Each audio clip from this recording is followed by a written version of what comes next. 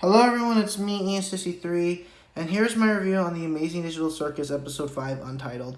This was probably one of my new favorite episodes from Digital Circus along with Episode 2 and 4.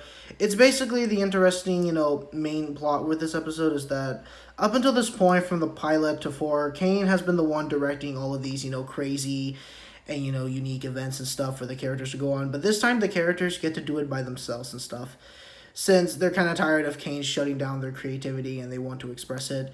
So the first scene is the president scene, which was really cool and stuff. Then the second scene, which is my favorite, the 2D Japanese anime, high school era tribute, which was my favorite. I just love seeing these characters in 2D.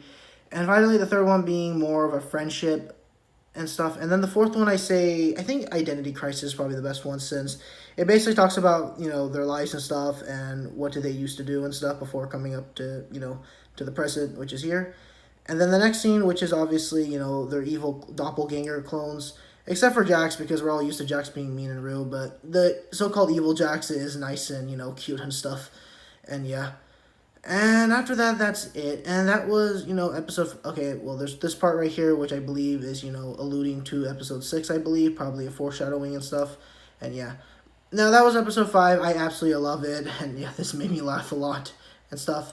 And yeah, that was episode 5, and I overall loved it a lot.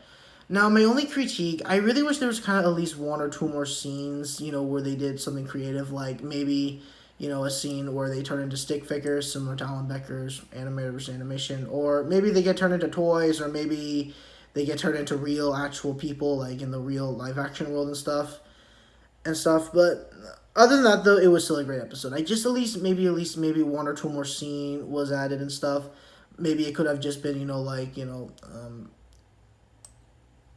Kane and stuff being tired of them saying, alright, you guys' creative vision is horrible, let me direct it, and then they put him on one final crazy thing to end this episode, and yeah. But other than that, though, I still love this episode and stuff. It was amazing.